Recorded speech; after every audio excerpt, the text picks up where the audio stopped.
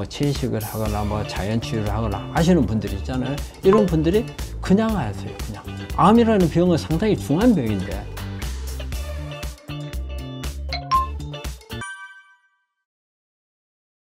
우리 이제 항암을 하게 되면은 위장장애가 많이 오죠. 제일 먼저 오는 게 이제 메시꺼운 증상이 많잖아요. 메시꺼 음식만 먹으려면은 막 메시꺼워 가지고 토하고, 그 다음에 이제 속이 막 쓰리고, 그 다음에 이제 설사라든지 변비 이런 부분들, 그 다음에 복통 이런 부분들이 오기 때문에 가능한 한 부드러운 음식을 이제 먹는 게 좋죠. 부드러운 음식을 보면은 통곡류, 현미라든지 귀노아, 뭐 오트밀, 뭐 이런 부분들을 잘 끓여서, 이 현미 같은 경우는 조금 그 위장장애에서 조금 더 생각해 볼 필요가 있어요.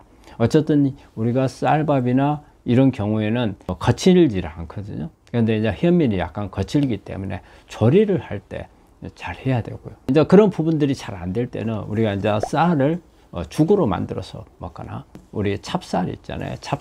찹쌀 죽도 괜찮아요. 우리 찹쌀 속에는 좋은 성분이 어떤 게 있냐면요, 혈당을 조절하는 크롬 같은 게 안에 들어 있거든요. 그래서 이런 부분들이 당을 높이지 않도록 조절해 주는 이런 성분들이 있겠고요. 그 다음에 이제 오트밀은 우리 서양 사람들이 상당히 그 질환이 있을 경우에 먹는 이런 부분들이거든요. 그 다음에 통밀빵이라든지 이런 부분들, 감자나 고구마를 삶아 가지고 먹는 거. 그 다음에 위장장애가 있을 때는 국물 같은 걸 내더라도 국물이 너무 텁텁하지 않게끔 맑은 이런 부분들로 하는 게 좋겠고, 그리고 이제 뭐 요거트라든지, 그리고 이제 발효 음식들을 조금 하게 되면은 소화력을 좀 높여서 위장장애를 좀 막아줄 수 있는 그런 음식들이 되겠습니다. 예전에는 그런 방법들이 많이 없었는데 요즘에는 많은 방법들이 있어요. 우리도 다 몰라가지고 새로운 것이 있으면 우리가 또 받아들이기도 하고 그러는데, 일단은요, 우리 요즘에 하는 데이터들, 임상 검사 데이터들을, 예전에는 단순하게 데이터가 어떤 비정상이냐 정상이냐 이런 것만 보는 개념, 그 다음에 대학에서 수술이나 항암 방사선 할 때 수술을 잘 받을 수 있겠나, 아니면 항암을 잘 알 수 있겠나, 이런 것만 보기만 했지만, 그런 데이터들이 의외로 우리한테, 이 환자한테 좋은 정보들을 많이 줘요. 내가 어떻게 관리를 해야 될 건가에 대한 정보를 많이 줍니다. 그렇기 때문에 그 데이터를 가지고 오시면 이 데이터에서 무조건 정상이냐 비정상이냐를 보는 것보다도 이 데이터를 가지고 이 데이터가 어떤 의미를 가지고 있는 건지, 데이터를 놓더라도 어떤 경중이 있어요. 어떤 데이터는 아주 중점적으로 봐야 되는 분, 그리고 어떤 데이터는 그냥 가볍게 넘어갈 수도 있는, 비정상으로 넘어가더라도 이거는 별게 아닙니다 하고 넘어갔던 부분들이 요즘에 보면 되게 우리가 비정상이라고 나온 부분이지만 우리 실제적으로 생리적으로 큰 영향을 안 주고 질병에 영향을 안 주는 거지만, 이게 내 몸 안에 있는 환경에 대한 영향이라든지 내 생리적 변화라든지 이런 부분들에 대한 정보를 줄 수가 있어요. 그래서 요즘에는 이런 부분들을 이렇게 좀 세밀하게 분석을 하는 것들이 많이 있거든요. 그래서 그런 부분들을 가지고 오시면 그런 부분들을 분석을 해서 내가 어떤 부분으로 고쳐야 될 건지 이런 부분들을 할 수가 있고요. 그리고 내 몸의 산성화라든지, 산성화 되는 것도 다 검사가 다 됩니다. 그리고 내 몸에서 대사 중에서 우리가 암 환자들한테 특히 지방 같은 거 함부로 먹지 말라고 하잖아요. 그 다음에 탄수화물이라든지, 그러면 내가 지방을 많이 먹어도 될 타입인지 먹으면 안 될 타입인지 이런 것도 데이터를 분석을 하면은 나와요. 그리고 또 내가 음식을 과식을 하고 있는 건지 안 하고 있는 건지 이런 것도 우리가 데이터를 보면 나오고, 그리고 우리가 간도 해독이 잘 되고 있는지 안 되고 있는지 이런 부분들도 나와요. 여러분들이 특히 이렇게 내 몸 관리를 하기 위해서 뭐 채식을 하거나 뭐 자연치유를 하거나 하시는 분들이 있잖아요. 이런 분들이 그냥 하세요. 그냥 암이라는 병은 상당히 중한 병인데 하는 거를 보면은 저게 너무 원시적으로 한다는 생각, 이렇게 검사 데이터가 많고 얼마든지 내가 분석을 해가지고 참 잘하고 있습니다, 못하고 있습니다 알 수 있는데, 잘못했다가 잘하고 있다고 생각했는데 잘못해서 나중에 재발 전이가 되면 얼마나 큰 문제예요. 그런 위험을 가지고 있는데도 불구하고 그런 데이터를 하려고 하기보다는 그냥 맹신해서 가는 분들이 많거든요. 근데 요즘에는요, 우리 몸에 활성산소가 얼마나 많이 만들어지는지, 항산화가 얼마나 되는 건지, 비타민이라든지 영양분이 얼마나 부족하고, 그 다음에 중요한 미네랄이 어떻게 되는 건지, 심지어는 내 머릿속에 이 사람이 스트레스를 어떻게 받고 있는 건지, 그 다음에 우리가 수면이라든지 뇌파라든지를 봐가지고서 수면도 어느 정도 잘 하고 있는지 못하는 거지. 거의 모든 것을 검사를 다 하고, 또 유전자 검사를 하게 되면 내 암을 어떤 유전자들이 나와가지고 사고를 치고 있는 건지, 이런 부분들이라든지. 요즘에는 아직도 암 중에서 아주 다는 검사가 안 되죠. 하지만은 예전에 비해서는 많은 발전을 했어요. 그래서 많은 검사가 있어요. 이런 검사들을 하면은 대강 어떤 환자한테 있어서 어떤 부분에 문제가 있고, 어떤 부분에서 좀 중점적으로 가야 되고, 어떤 부분은 지금 잘하고 있고, 어떤 부분은 개선해야 된다, 이런 부분들이 나올 수 있어요. 그래서 하여간 우리 환자분들은 관리를 하는데 저는 과학적으로 하라고 말씀을 드리고 싶어요. 과학적으로. 그냥 복불복으로 하셔서는 안 돼요. 복불복으로 해서 잘 길을 갔으면은 좋아요. 근데 내 길 찾기가 그렇게 쉽지 않단 말이에요.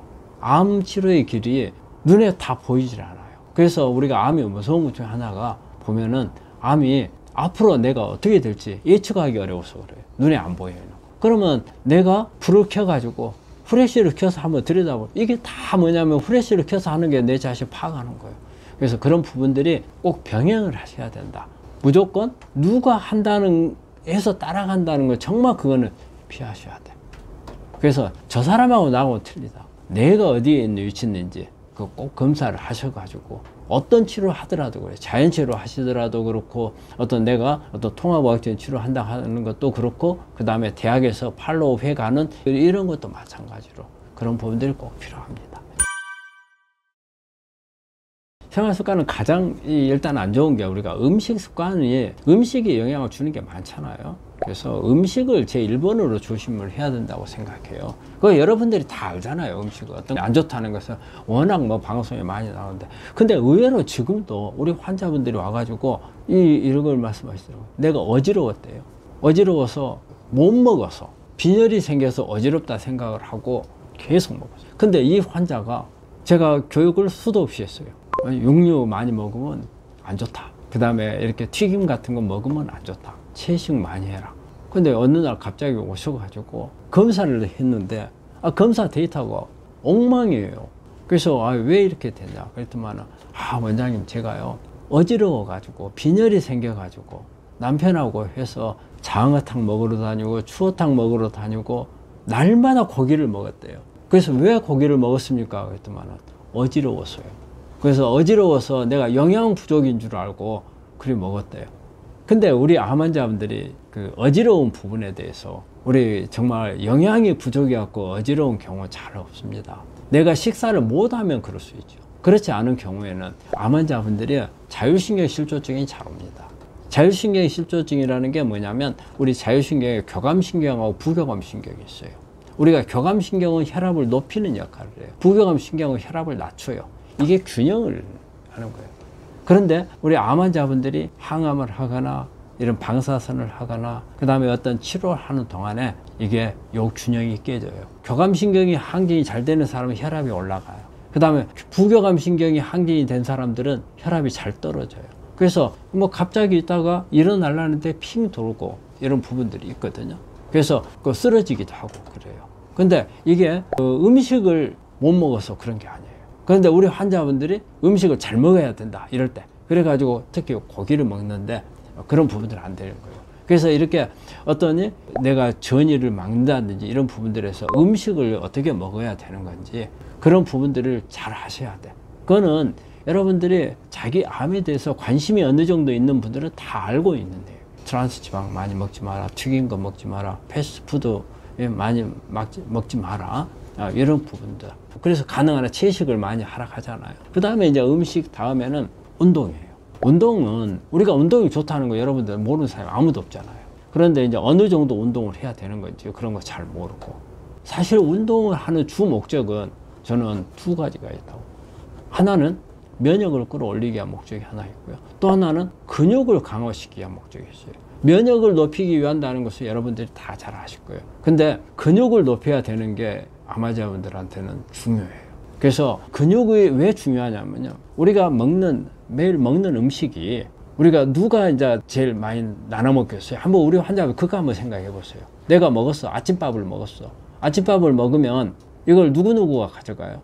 우리 몸에서 제일 많이 가져가는 게 근육하고 뇌하고가 제일 많이 가져가요. 그런데 암이 있는 분들은 암세포가 근육이나 뇌세포보다 더 빨리 가져가요. 그러면 일단은 빨리 가져가는 순서는 우리가 암세포가 제일 빨리 가져가요. 그런데 이제 전체 양으로 볼게요. 양으로 볼 때 누가 제일 많이 가져가겠어요? 근육이 제일 많이 가져갑니다. 뇌는 하루 종일 일정이에요. 가져가는 양이. 그러면 일단은 내가 먹는 음식을 이제 암세포하고 근육하고 싸우는 거예요. 근육이 적으면 암세포가 많이 가져간다고 봐야 돼요.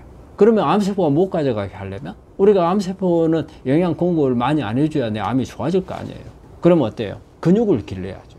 암을 앓고 있는 동안에 근육이 다 빠져버려요.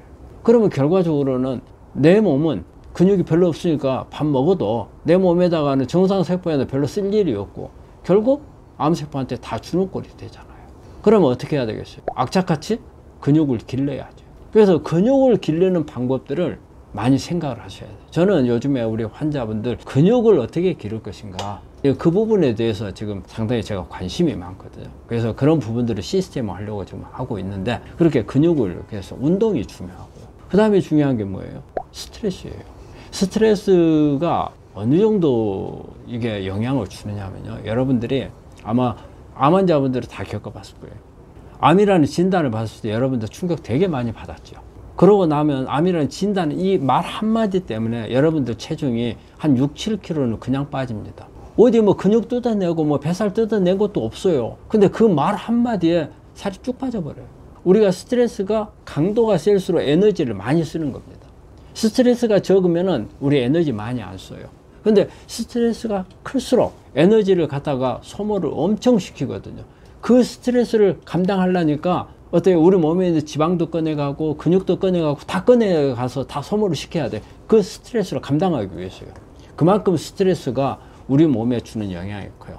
또 하나 보면은요, 우리가 암 환자분들 상담을 할 때 스트레스를 체크를 합니다. 그럼 언제 스트레스를 체크하냐면 암이 발견되기 6개월에서 18개월 사이에 내가 견디지 못할 스트레스를 받은 적이 있는 겁니까? 아니면 뭐 만약 회사가 내가 운영하는 회사가 망했다고 엄청난 스트레스를 받을 거 아니에요.